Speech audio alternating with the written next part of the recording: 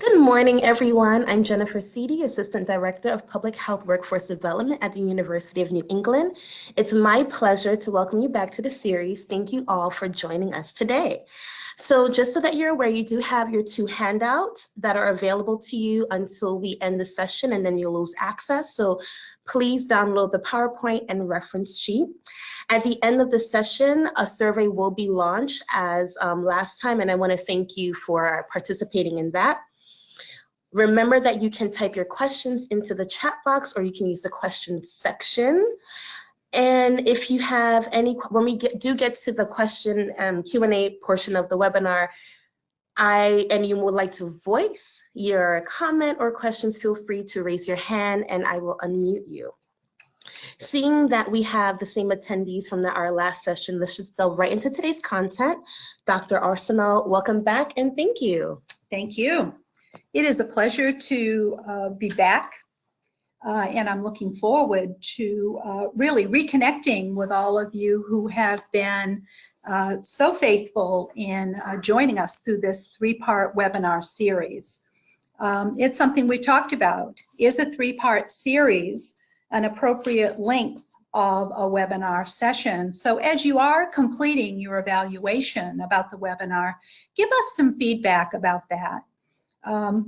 Are 3 sessions the right number? Too many? Too few? UNE is really looking for that type of feedback. So let's get going on our content for session 3. Today we're going to be talking about overall performance management when it comes to managing organizational finances. We'll look at financial controls that are in place in most organizations. We'll get into a lot of detail about the process of budget variance analyses and how do you develop a corrective action plan if your budget perhaps is not lining up with what you thought it was going to be when you prepared the budget as a department director or supervisor. By way of a reminder, the purpose of this webinar is really for public health professionals who have a limited knowledge about financial management and budgeting and want to learn more and perhaps are interested in advancing their skills to assume a leadership role. The audience is public health professionals, nurses, physicians, and others who do have a limited knowledge but are interested in expanding that knowledge.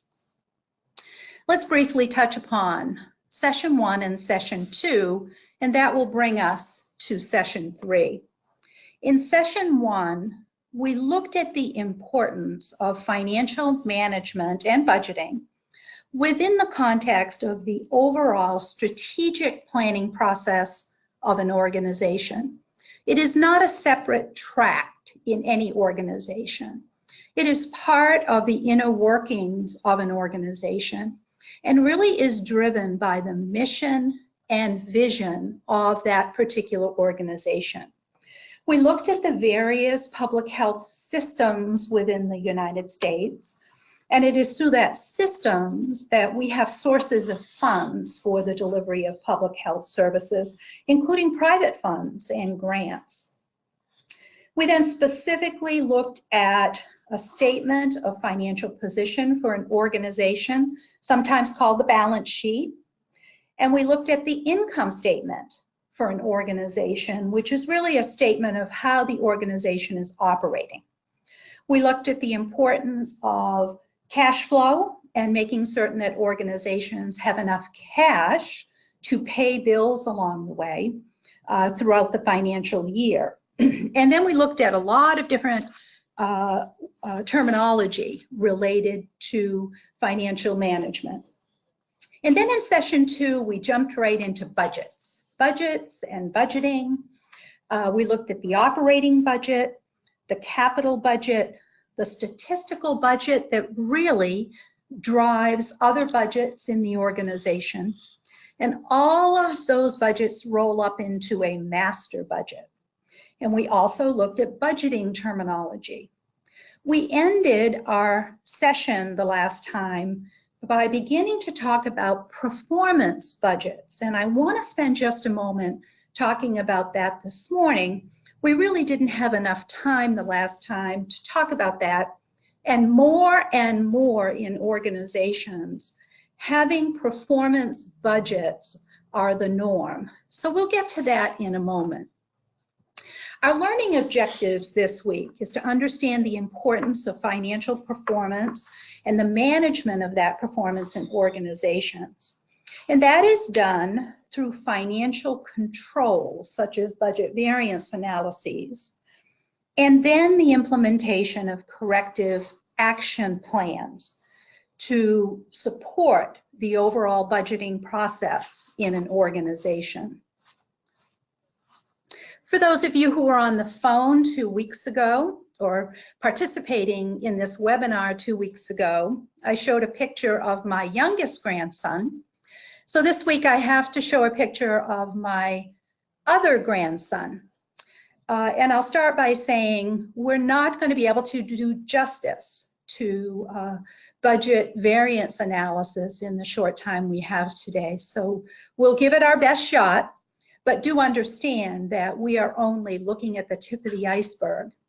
And so my oldest grandson always says to me, "Nana, what do you do anyway?" He has a hard time conceptualizing what it is to go to school online. And so when I try to talk with him about that, he shakes his head and says, "I still don't know what you do." So this is my grandson, Jesse. So let's move on to performance management in terms of the world of finance. What does that mean? Well, actually, I think about it like an airplane, and I can't believe I found this graphic that happens to show all of the controls on an airplane, which I know nothing about, by the way. Perhaps some of you are aviation people, but there are many controls on an aircraft that keep the plane flying right side up, level, at the right altitude. And those controls are manipulated, changed, when and if the pilot, in this case, wants to see mid-course corrections. And so I use that graphic to really demonstrate that's financial controls from an aircraft point of view. And one of the tools that can help organizations support financial controls are budget variance analyses. And we're going to get into the details of that in just a few minutes. And then once an organization identifies variables in terms of the budget, how are corrective action plans put into place so the plane keeps flying straight and right side up and is appropriately going left or right depending upon the plan for the aircraft. And so I think this is a great graphic thinking about how do we keep the finances of an organization flying like an airplane, if you will. So let's assume that you have prepared your department budget beginning and that department budget began in September. Now that would be an unusual month for a new budget to start, but it's not unheard of. So we're just going to pretend that your organization's budget was approved by your board of directors or by your city council. Remember, someone has that ultimate authority for your budget in your organization. Perhaps it is your grantor, the organization that provided you grant funds. That's all been approved, and the month of September was your first month of experience, so to speak. Budgeting is not over just because you have a budget. Budgeting never ends. It is always some progress, if you will, in progress. It never ends. So now part of the budgeting process is about managing and controlling your departmental work and operations in alignment with the budget that was approved by your governing board or your city council or whatever body has that authority. So now we've got to see, how did you do in September? And we're going to get to that in just a moment. I want to back up to 2 weeks ago and talk about performance budgeting, because I think it is so important. And for some organizations, it's new and different. First of all, I'm certain you have heard the terminology managing or management by objectives or stretch goals. There was a time in healthcare when you had a budget. The goal was to stick to the budget. And if there were variances to the budget, you explained what those variances were. And that was the budgeting process. Those days have changed. And in some organizations, those days are gone. It is now about a focus on stretch goals. How can a department manager, supervisor, program director have quantifiable goals tied to the budget related to such things as quality improvement, client or consumer or community satisfaction, community engagement goals, just plain increased productivity, cost controls, and of course staff satisfaction and staff morale. So let me give you some examples. This happens to be an example from a hospital. The manager of a particular nursing department in a hospital has a budget and worries about staffing and how many patients that particular nursing unit has to take care of, the supplies that are required, and so forth.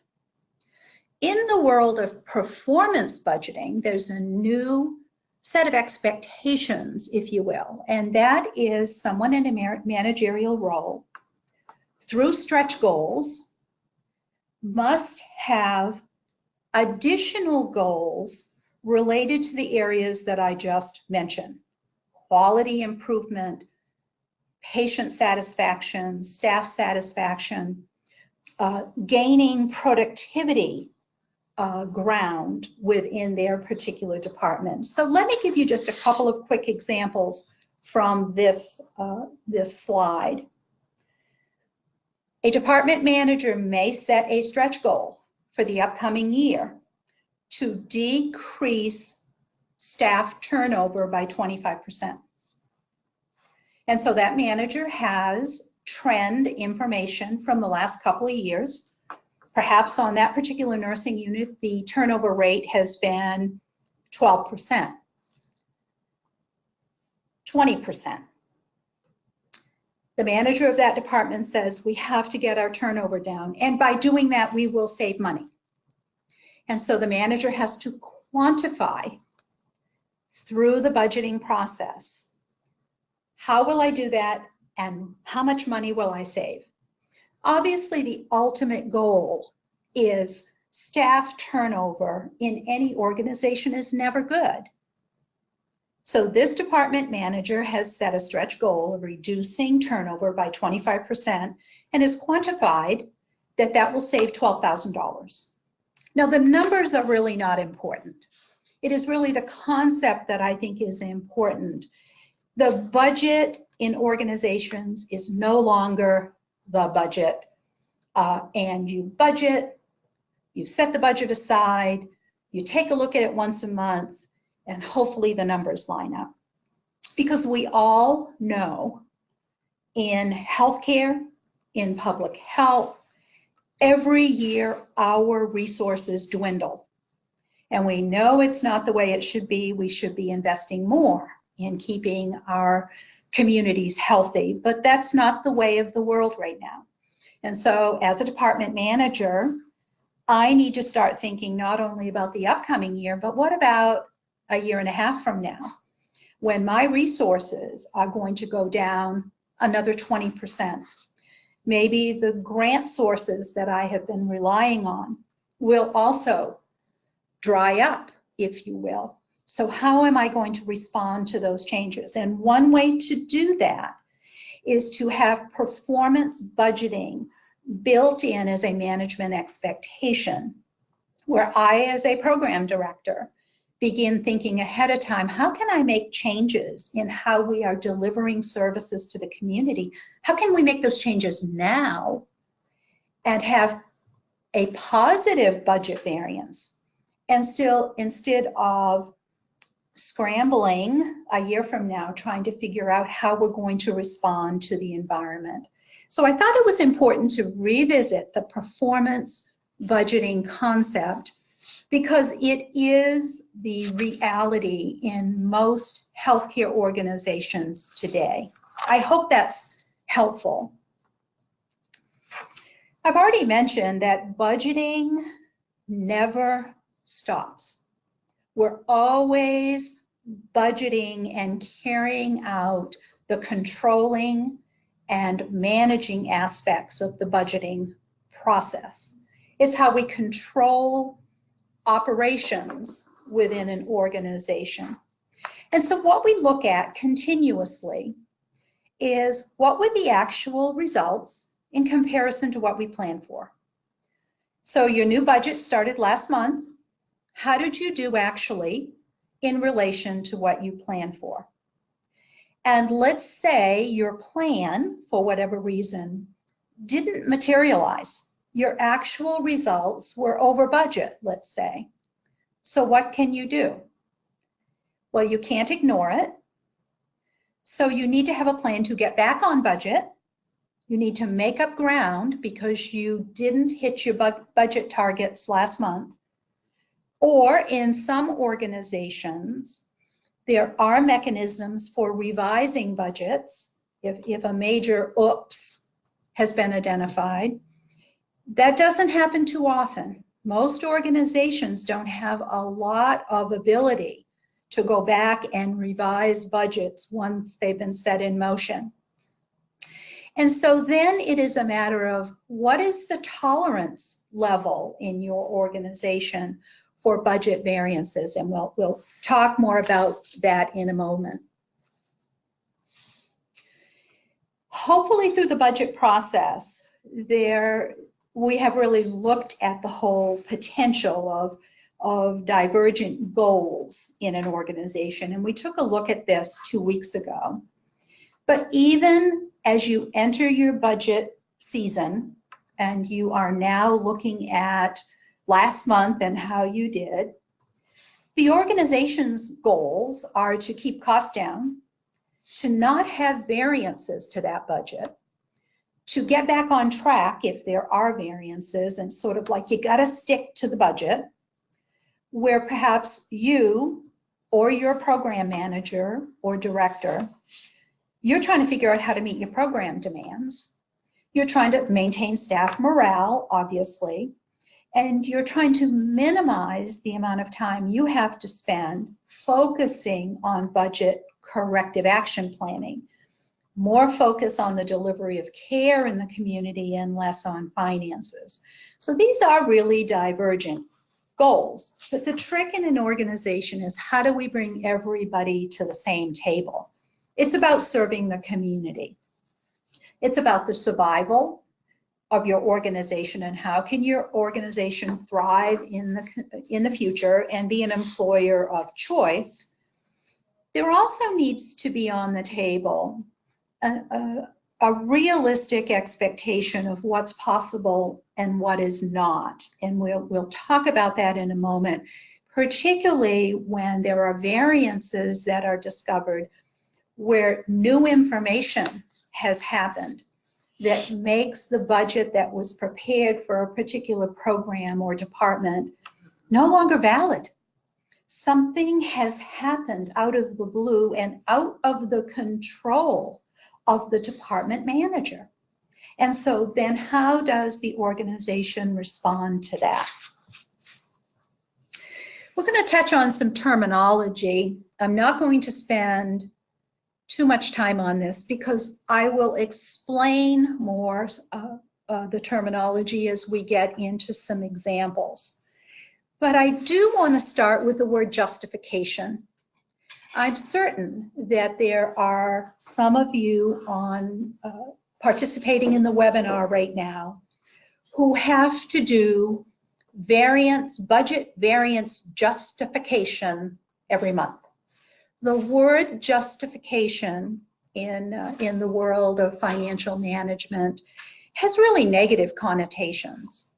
And the budget variance process and developing corrective action plans should not be negative. It is not about department managers battling against the finance people in an organization.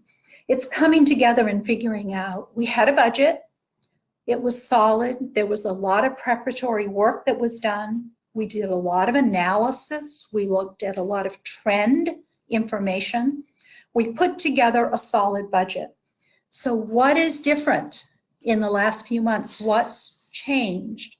So it's not just about justifying a budget variance. And I think too often in organizations, that's what a budget variance analysis process has turned into. Department manager saying, this is what happened, it's out of my control. And someone in the finance office says, you've got to do better, this is not acceptable. And that's the last thing an organization wants to set forth in terms of the culture.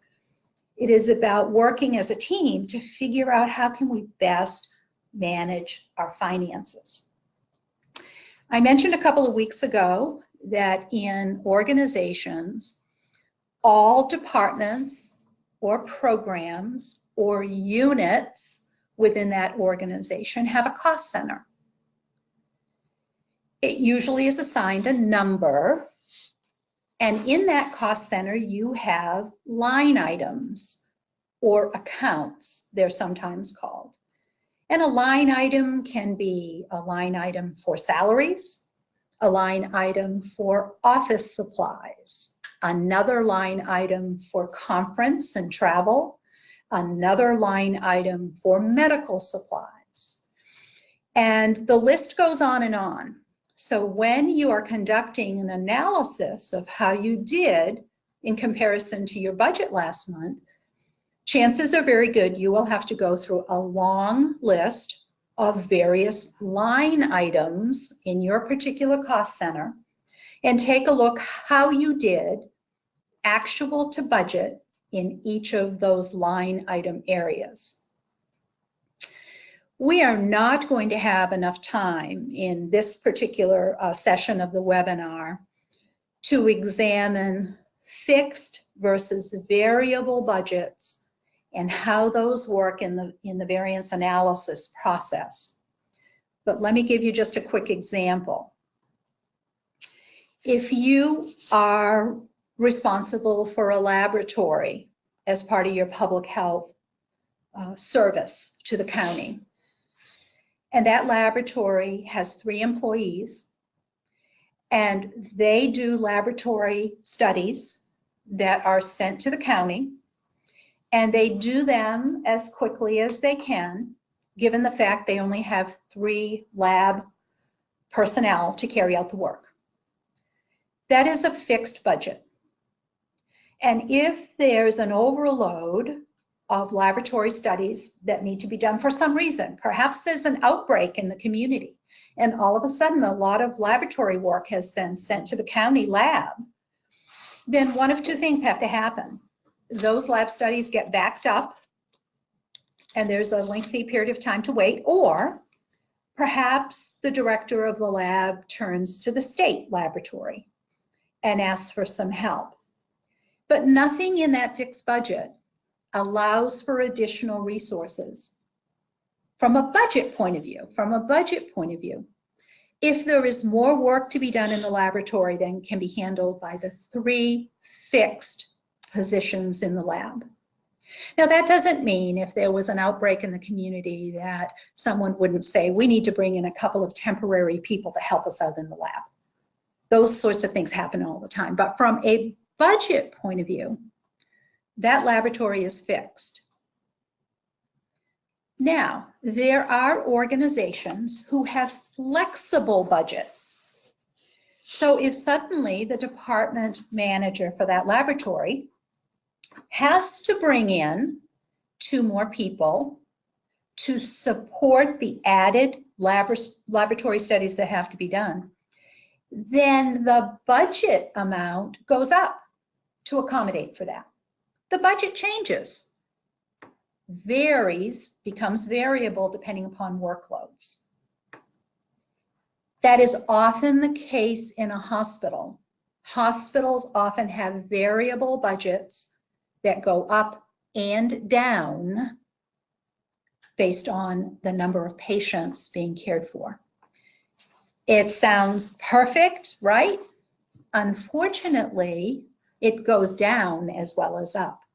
And it is very difficult in any care delivery setting to have your resources go down because it is so heavily weighted with personnel costs. So when I talk fixed versus variable in terms of the budget, that's what I mean. 2 weeks ago, we very briefly talked about the terminology, favorable and unfavorable variances. Some organizations use positive variances and negative variances. Either way, the terminology means you went over budget or you came in under budget. And we'll have some examples here in a moment. And obviously, budget variance analysis is taking a look at why did you have a variance? Why did you vary from your budget? What were all the variables? Then there are controllable versus uncontrollable costs. You prepare a budget based on the best information you have. But then there is a natural disaster in your community. There's a hurricane. Let's say you work in a hospital. You are a manager of a patient care unit in a hospital.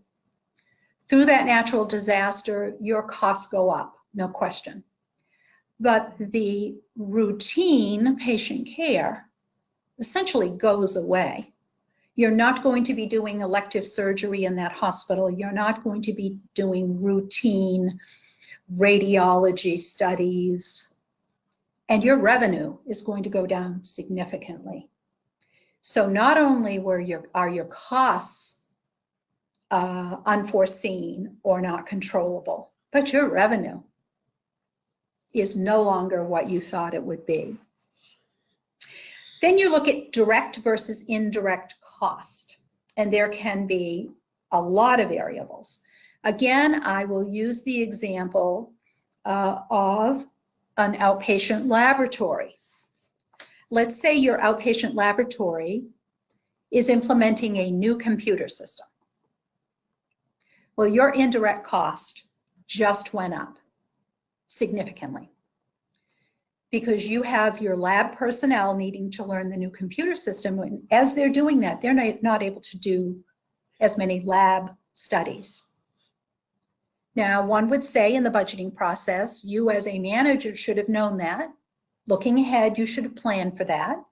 And organizations do that all the time when it comes to the implementation of a new computer system because it is so costly. And costs of training are all considered indirect cost because you're not doing anything hands-on. You're not providing educational programs in the community for health and wellness. Your lab is not doing laboratory studies. They're spending more time on training and so forth. And then productive and non-productive time. Productive time is worked time. It's what your personnel work. They're on the job. Non-productive time is paid time off. And there are a number of categories that can be unanticipated. If individuals are suddenly out on medical leave, they may have paid time coming to them, but you certainly did not anticipate that you were going to have 3 staff people have totally unanticipated medical problems where they were going to be using a lot of their non-productive time, and you have to replace them on the job, so to speak, maybe through temporary personnel, overtime, which of course costs more. And so to understand productive versus non-productive time is very, very important.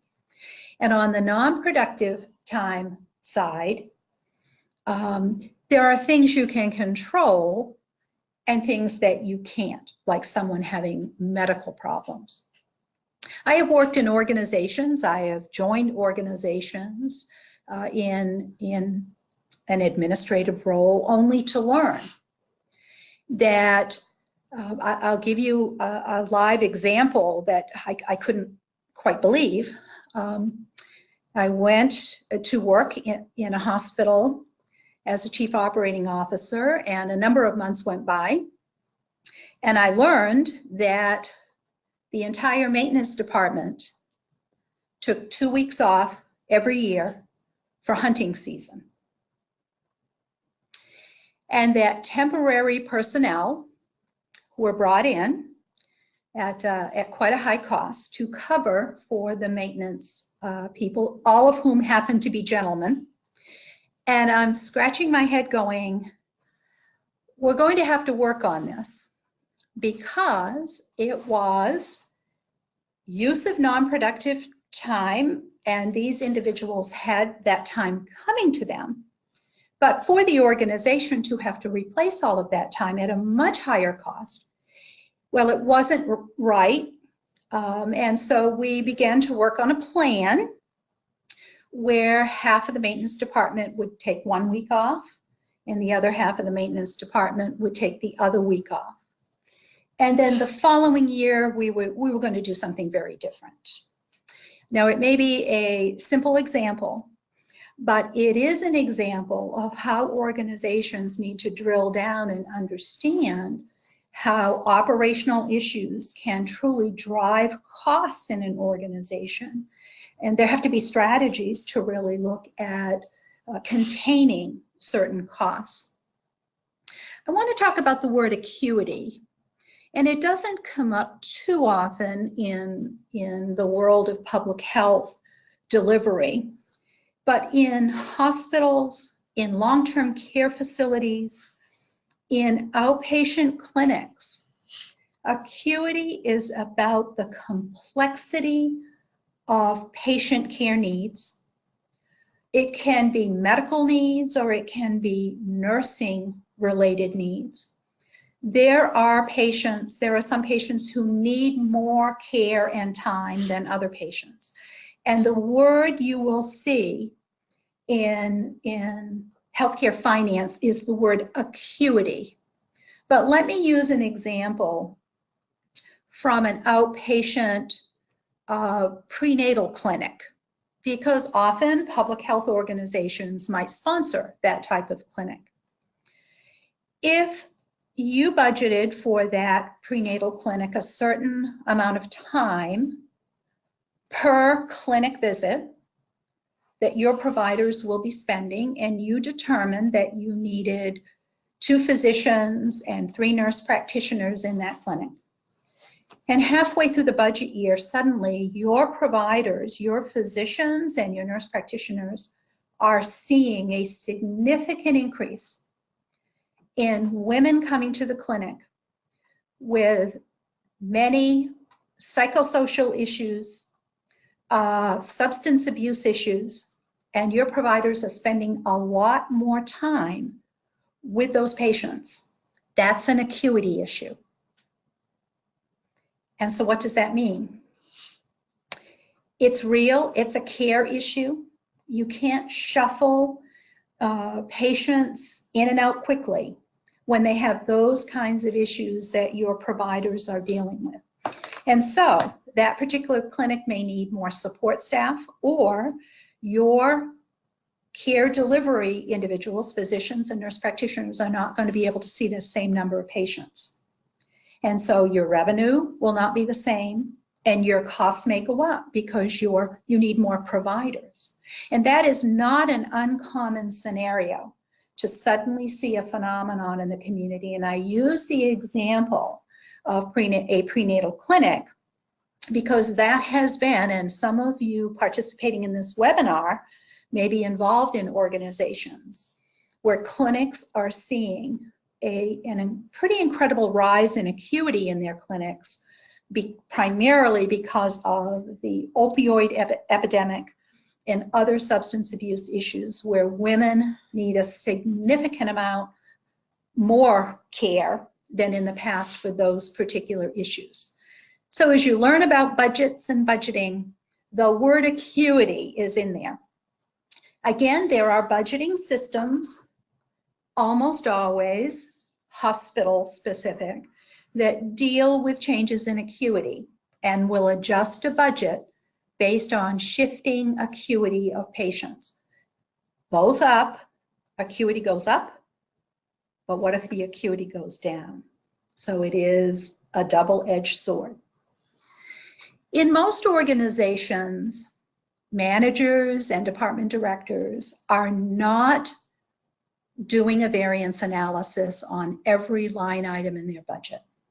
And it's called exception reporting.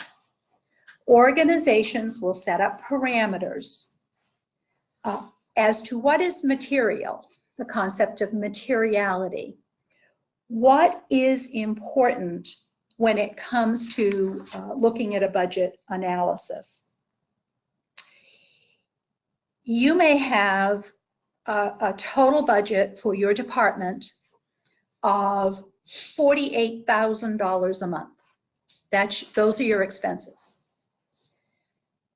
In all likelihood, your organization is not going to ask you to explain in writing why you spent $20 more the previous month on office supplies.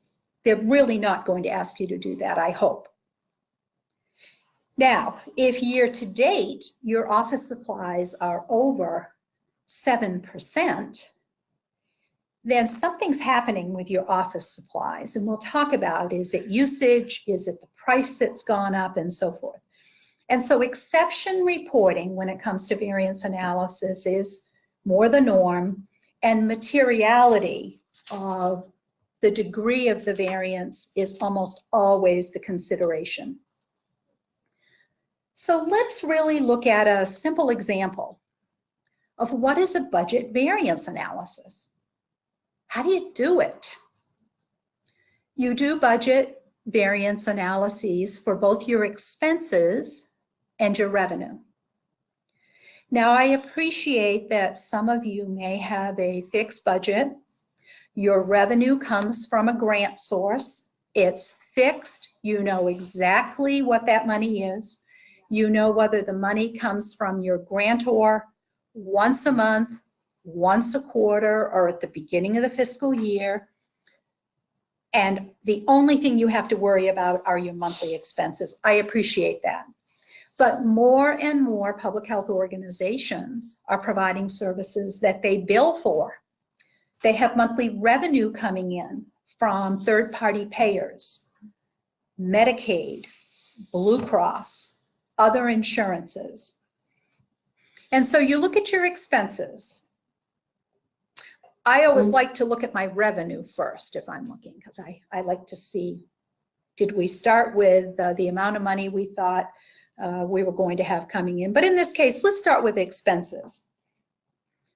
You start with your budget minus the actual you spent last month, and that is called a variance. So let's say you budgeted $2,500. Let's call these office supplies. That was your budget. But you spent $2,650 last month. So let's stop there. You had a variance of $150. You overspent your budget last month for office supplies. Is that a problem? Maybe yes, maybe no. It was the first month of your budget year. Maybe you order office supplies every other month. Was last month the month that your office manager ordered supplies? Or, equally important, was last month not a month where many supplies were ordered, but the supplies that were ordered were expensive? That's what you analyze. Now, it may be simple, office supplies, we kind of chuckle. What's the big deal about office supplies? Well, if you are a small department or a small public health agency, having a budget variance at the end of the year where you spent $3,000 more than you budgeted for office supplies, that's a big deal. So to get a handle on it up front, in this case, what did we spend in September and why did we go a little bit over budget is important. And it may be simple. Yep, last month was the month we order supplies. This month we don't order many supplies at all. It will level out. So you just did a budget variance analysis and you will write that down. Now, again, in some organizations, a budget variance of this magnitude is not material. But in other organizations, it is very material. So let's go to revenue. Let's go to that example. You start with how much money did you budget for revenue? And let's assume that you are a public health organization that bills insurance companies for clinic visits. And so you anticipated each month you would have $10,000 of revenue coming in.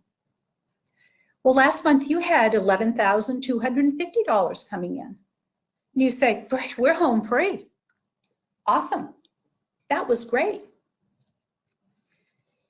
But we haven't looked at expenses yet for our staffing for last month.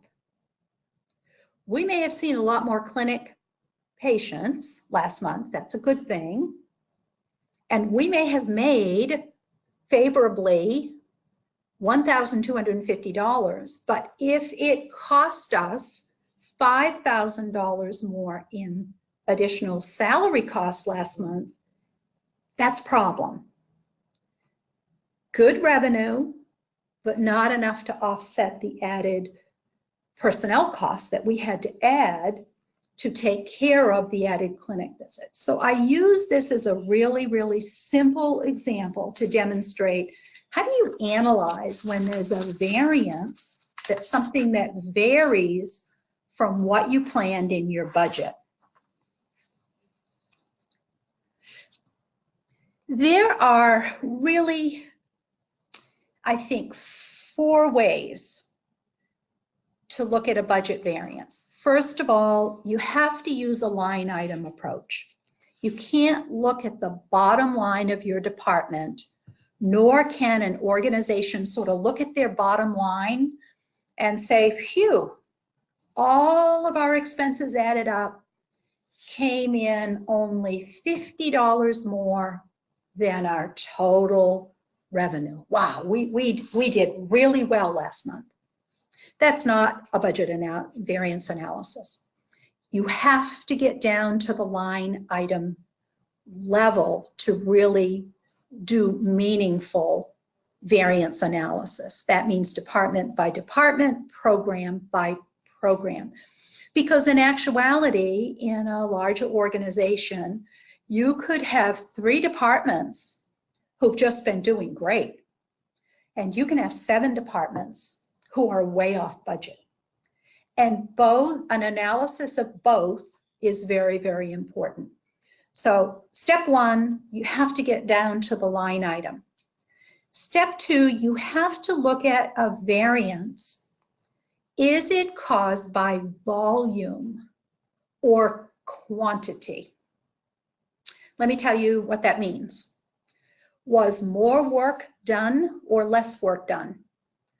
In other words, did you bring in extra people to do more work? Maybe there needed to be more outreach done in the community. Maybe your prenatal clinic got busier, and that was totally related to the volume or the quantity of work. Did you have more or fewer patients in the case of a clinic? Again, that is a quantity variance analysis. Did you use more supplies or fewer supplies? You're looking at the quantity. And if you used more medical supplies in your clinic, but you had the same number of patients as the prior 5 months, why all of a sudden last month did you use more medical supplies with the same number of patients? You have to drill down to figure that out. Then and so the terminology you will see in the financial management literature is volume variance or quantity variance. So I'm not making up these words. This is the language of finance.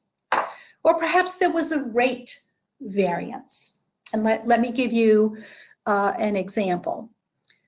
You hired new people. And those people that you hired brought to the organization a lot of experience. And so you started those individuals higher in the pay scale. Then the 2 people who left, who had not been with your organization very long, and really they didn't have a lot of experience. Now you budgeted for the individuals who were in your organization last year, but you just hired 2 people whose pay rates are higher. Or the other way around. You had 2 very experienced professionals retire, which is happening more and more in healthcare organizations. We're all getting older. And you replaced those 2 retirees with young professionals with a little bit of experience, but they're not going to make the same pay rate.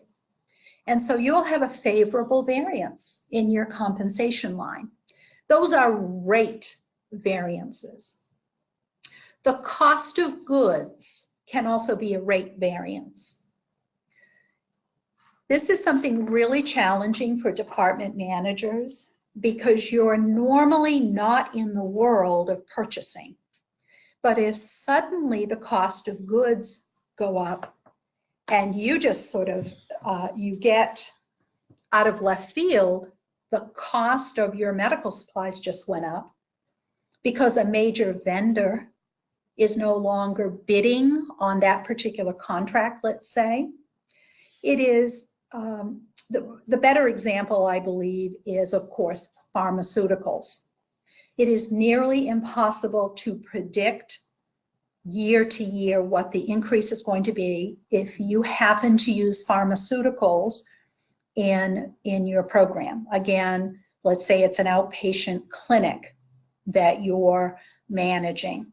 So those are rate variances. And so when you see that your medical supply line item costs were above budget, you need to determine through reports, did you use more medical supplies because you had more patients, or did the cost of those medical supplies go up and you didn't know it? And then the acuity variance. We've already talked about acuity. Are you seeing more complex or less complex patients? And then those things that are totally unexpected. You have a piece of equipment. Let's say it is your machine where you check cholesterol levels when you're doing screening in the community. And suddenly that fairly new machine needs major repairs. And you didn't budget for it because who would have anticipated that that fairly new machine would need repairs? It's no longer on warranty.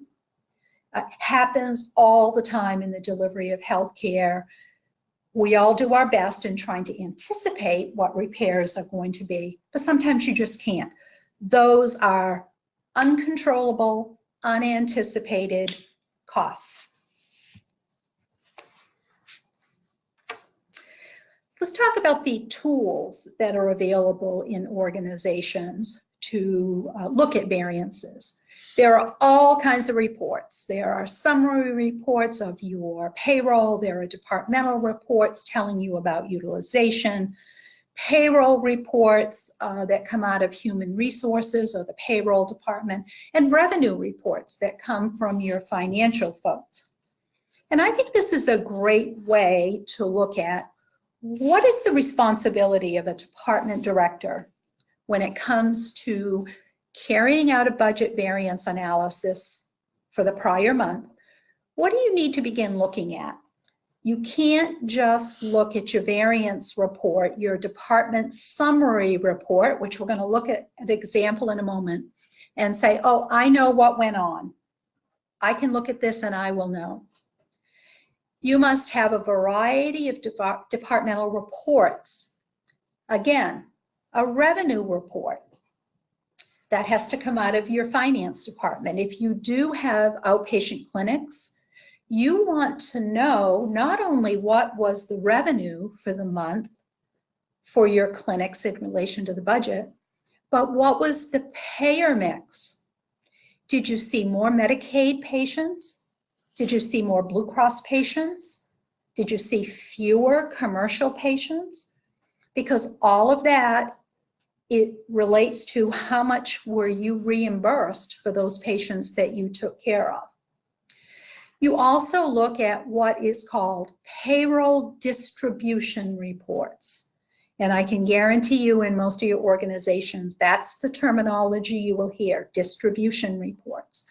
It will tell you person by person payroll information down to the level of the hours worked, how many of those hours might have been worked as overtime, how much productive time versus non-productive. In other words, this particular employee worked 3 weeks out of the month, but they had a week off for vacation. That's what your payroll distribution report will tell you. Supply consumption reports.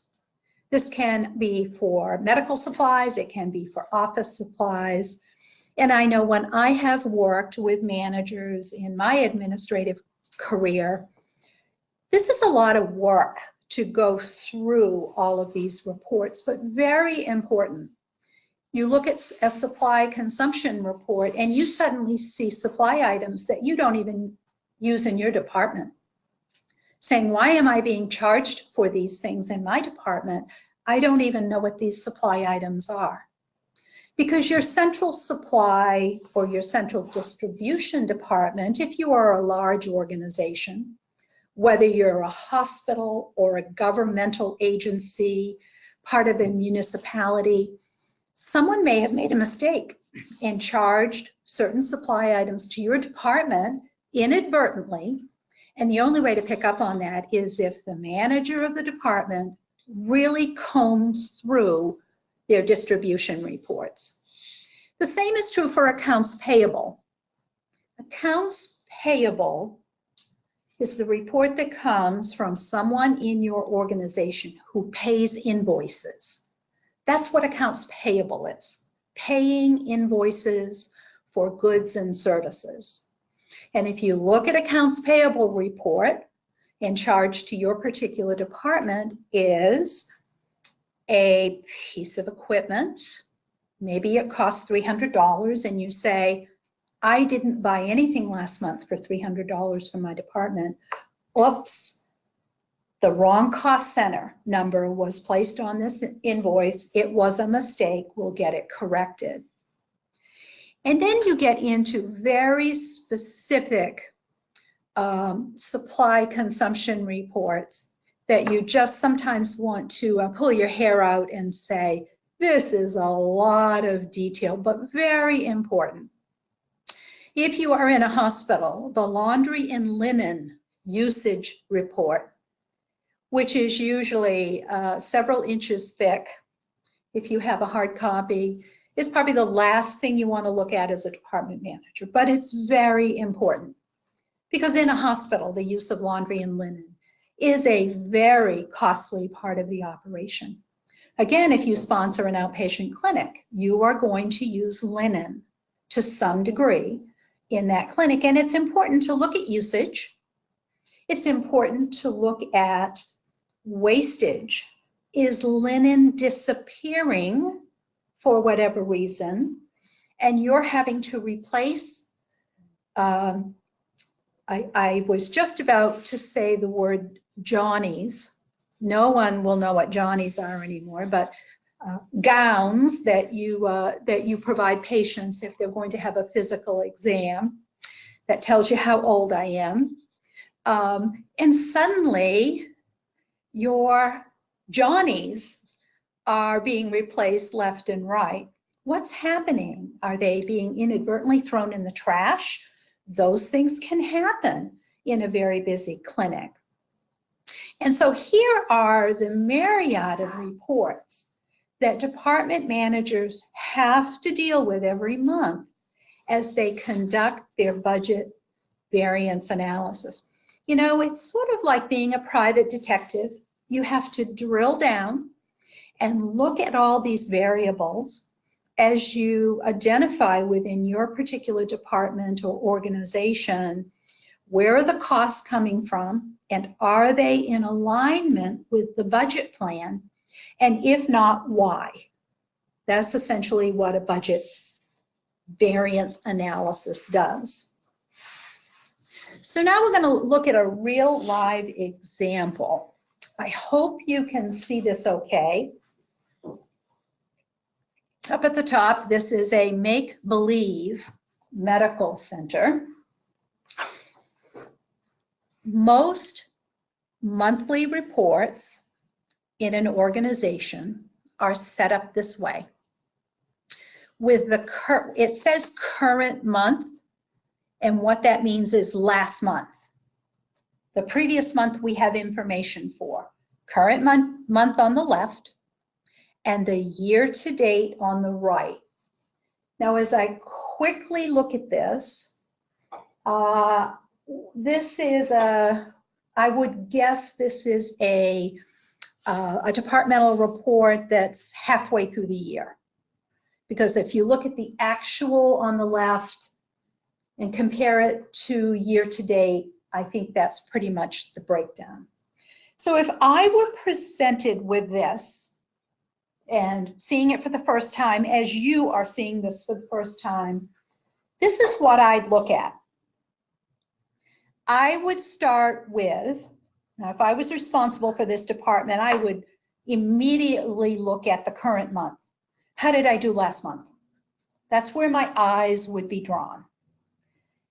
And I look and I would say, okay, what happened to my revenue?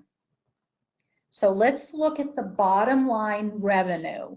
Again, this example happens to come from a hospital that does both inpatient and outpatient work. My inpatient revenue was $30,000 below budget. I thought it was going to be $100,000, and I only had revenue of $70,000. As the department manager, let's say, pick any department, I say to myself, but I don't think we were any less busy last month. It didn't feel that way. We had as many patients as we always have. If this were a laboratory, well, this is inpatient, outpatient, so obviously it is a department in a hospital that does patient care versus laboratory studies.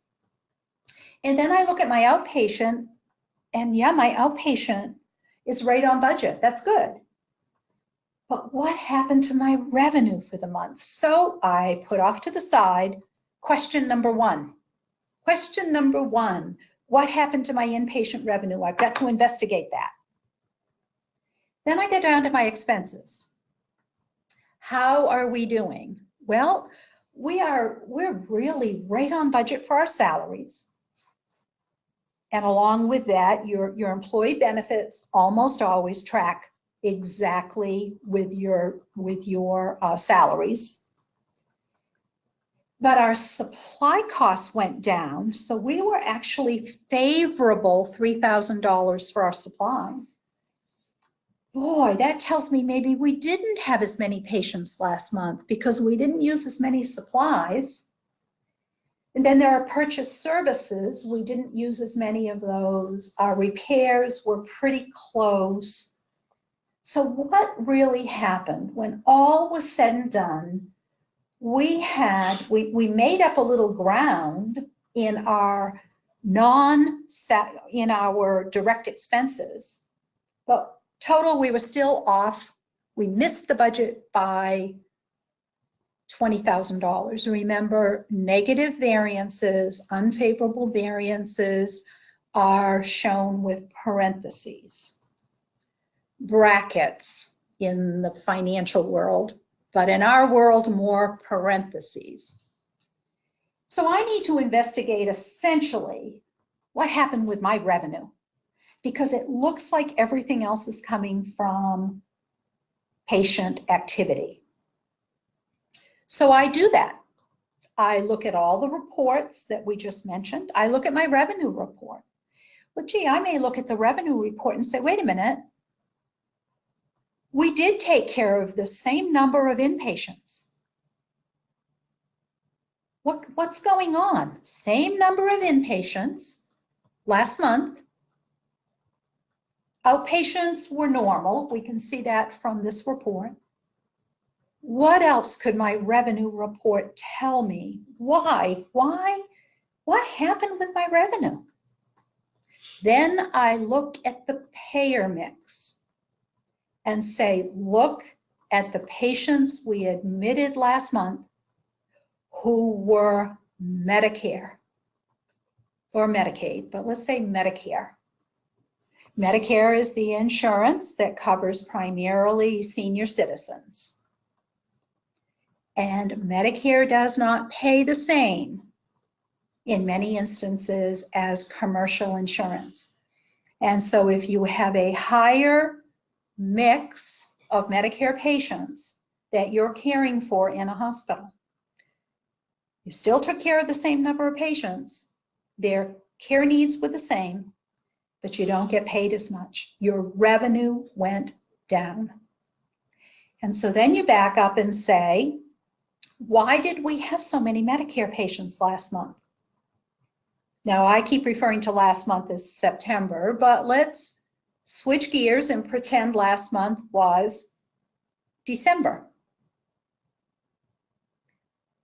I think anyone who's worked in a hospital will know, particularly in certain parts of the United States, December can be a very, very big month for hospitals. Elderly patients admitted for the flu. They're critically ill. They have to be admitted to the hospital. And the reimbursement for the care of those patients is not at the same level as if those patients were covered by Blue Cross or Aetna or Cigna insurance. And so I have just analyzed verbally why my revenue went down last month. It was in alignment with my feeling and my intuition as the department manager, because I know we were just as busy last month as we've been right along. I know that because I am experienced. My intuition, my experiences with my patient care unit, long-standing, but it was the payer mix that brought the revenue down. And so that is an example of how you would do an analysis, a variance analysis. Then you'd go over to year to date. Okay, we had a bumpy month last month because our Medicare population kind of went through the roof. Where does that bring me year to date? I'm still in pretty good shape. I have a favorable year-to-date variance for my revenue. I had budgeted that I was going to have $900,000 at this point in the budget year, and I actually have $920,000. So my revenue is a little bit ahead of budget year to date. Now, if I have another month like last month, that may swing the other way. And then I would go down through the other direct expenses and ask some of the same questions. I hope that makes sense. Something I haven't mentioned, and I will use this slide as an opportunity to talk about trends. For any of you who have been in healthcare, in public health for a long time, you may have had the experience in an organization where you really didn't worry about budget variances too much until there was a 3-month trend. And you will even read that in some financial and budgeting textbooks. You don't get excited until there's a 3-month trend.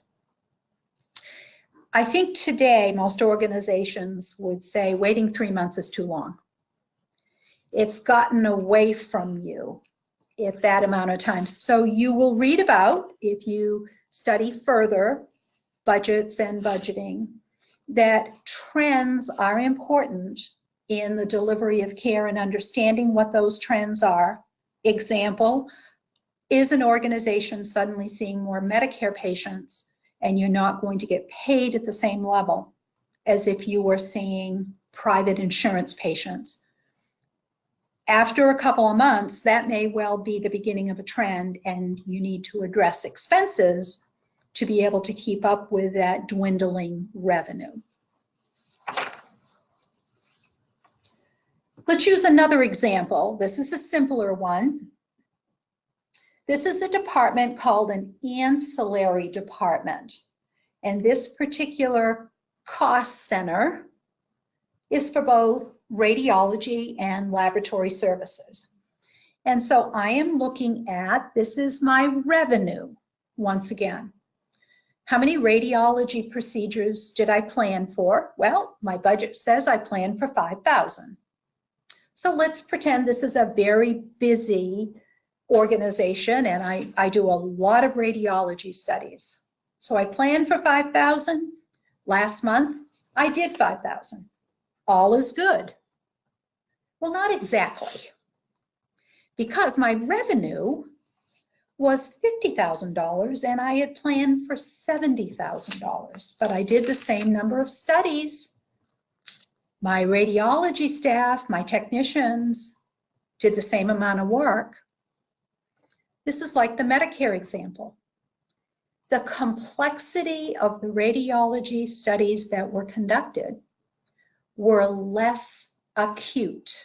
The acuity question again, and insurance companies don't pay the same for a simple radiology, like a chest x-ray. An organization is not paid the same as if they are doing another more complex radiology study. And so I planned for a procedure rate of $14 and I ended up only getting $10 per procedure. That's why my revenue went down. I just did a variance analysis of my revenue for last month for radiology studies. Laboratory tests, same thing, 5,000 procedures, that's what I did. The test rate was exactly what I budgeted. So I am right on track for revenue for my laboratory studies. But the whole department is off by $20,000 for the month. So to then drill down, let's understand why were the radiology studies done last month less complex and therefore not as much revenue? And the technicians may well be able to answer that question. Or there could be a totally different variable. Perhaps one of your key third-party payers, let's say Medicare, suddenly decides to bundle payments. If a patient is coming in for 2 radiology studies, then they're only going to pay 1 fee. All of a sudden, in this case, the federal government has come up with new payment rules that were not anticipated, and you know that your payment rate has just dropped and is not going to change for the rest of the year. And so by the end of the year, there's going to be a significant decrease in revenue from the radiology department. That kind of issue is something as a department manager, you would be quickly having a discussion with administration in your organization saying, we have a problem. We have a huge financial issue that has come out of nowhere, and we need to figure out how to respond to it together. I have another example. It's very much like the one I shared before, so I'm not going to go into the details, but you have it as an example if you decide to keep these slides, because I want to spend the time we have left talking about financial controls, action plans. Again, most organizations have a corridor of variance in which a department manager needs to respond. It can be a percentage. It can be an amount of money. In other words, if you go over budget or under budget more than 3%, you have to provide a written report of why. Exception reports allow department managers to not have to write about every single line item, particularly if there is a dollar amount of, you don't have to justify anything that's more or less than $50. Organizations have other financial controls that you all get to deal with probably all the time. Things like purchasing authorizations. Not everyone in an organization can just go out and buy anything or order everything. Authorization levels.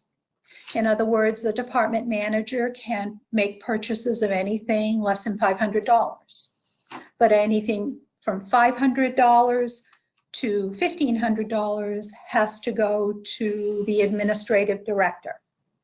And anything over that has to be the CEO of the organization, or in the case of a municipality, has to be the town manager or the city mayor, whatever your structure is.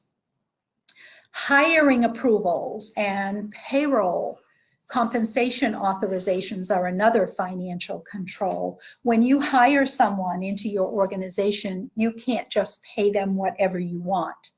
There are human resource and compensation guidelines so that pay and compensation and salaries are fair and equitable. And in many organizations, managers cannot authorize overtime unless someone else authorizes that overtime as well. So there are a number of ways to correct for unfavorable variances. I think they're pretty straightforward. We've talked about some of those. You can justify the variance by looking at what happened and how are you going to respond. Are you going to adjust your staffing next month?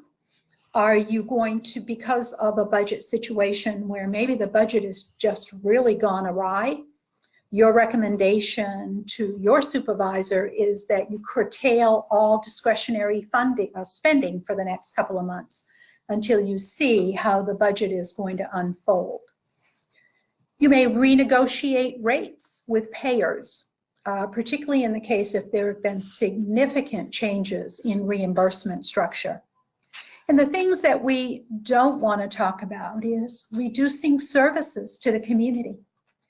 If reimbursement has changed so much, or expenses have gone up, expenses that have been outside of the control of the organization, and then sometimes it impacts not only employees through staffing adjustments, but it can also impact services. And those are really, really tough decisions. Another approach in the budget variance analysis that we don't spend enough time talking about, what if your variances are favorable? Your budget is looking good. You are such a fabulous department manager. You never spend more than you are budgeted. You are top notch. It's equally important to look at why. I have been in healthcare for many years. I know how to pad a budget. I know how to do that. And so did I pad my budget? So I didn't really have to worry about all this budget variance analysis stuff. And I say that tongue in cheek, but I just did a really good job making sure I had plenty of money in my budget. Or am I purposefully or inadvertently curtailing the amount of service we're providing in the community? Am I controlling the care we are delivering? That can cause a positive budget variance, makes the budget look good, but it's not good for the community. So analyzing why I have a favorable variance is important. Am I not dedicating enough staffing resources? Am I holding off buying necessary equipment so my budget will look good? I have worked with department managers who have done that. They were so concerned about going over budget, they stopped buying necessary equipment. And I, from an administrative point of view, had to really work with that manager. That was not the right thing. Most importantly, that manager felt that level of pressure to have to do that. And lastly, are we curtailing staff training to make the budget look good? Obviously, never a good thing. So let me just briefly summarize in a couple of minutes. We've taken a look at the importance of financial management. We've defined approaches to financial controls, including budget variance analysis, and briefly looked at some corrective action planning when not only we have unfavorable budget variances, but also when we have favorable variances, understanding why that is the case.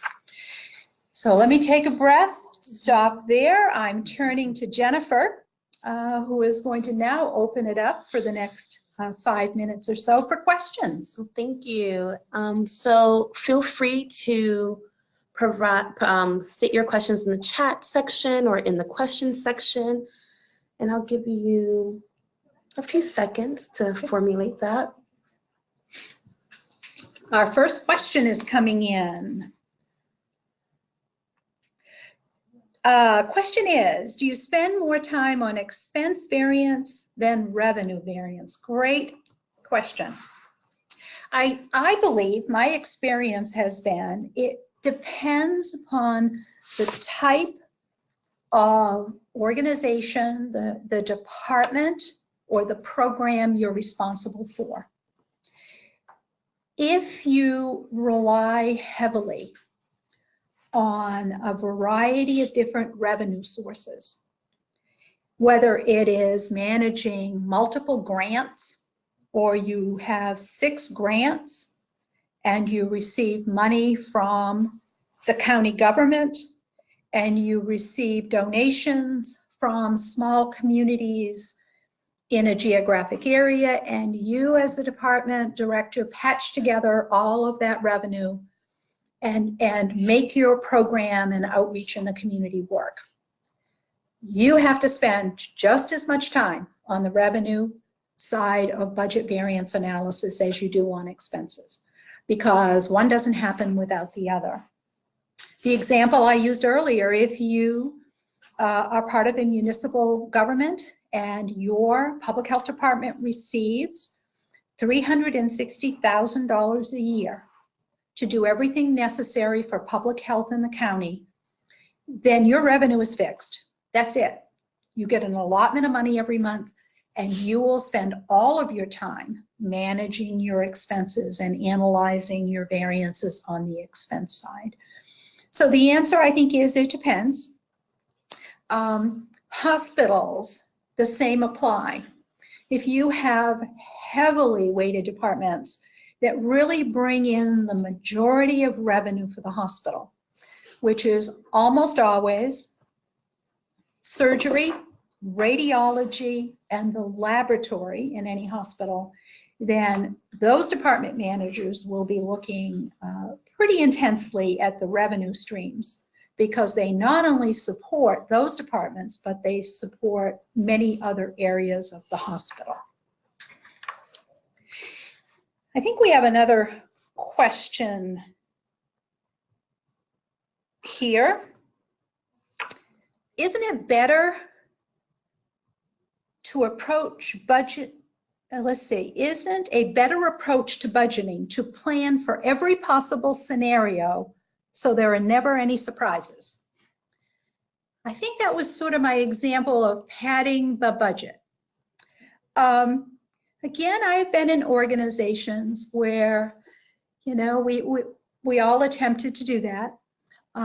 Really dedicated department managers and program directors trying to think of everything and anything that could come up in the next year and plan accordingly. If an organization does that, they will prepare a budget that is so astronomical it will never happen, because everyone is planning for everything, and in reality only 10% of those unforeseen circumstances will ever happen. It's called the law of averages.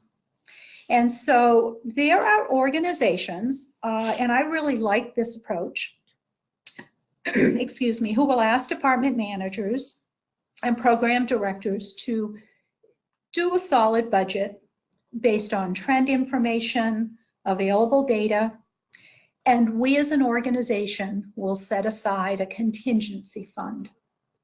And from that contingency fund, we will fund outside of your department budget things like, and they will list out what will be those exception areas. And I have found in organizations, for everyone who has managerial and administrative responsibility, that can be a big sigh of relief. I don't have to try to think of everything that could possibly happen and prepare a totally unrealistic, unaffordable budget. So I think our time has worked out well. Yes. Let me turn this right back to Jennifer. Dr. Arsenault, thank you so very much. The extensive work you put into this webinar was apparent. Your real life examples and personal experience was incorporated well. One more slide. Thank you. That aligns a little bit better with my speech.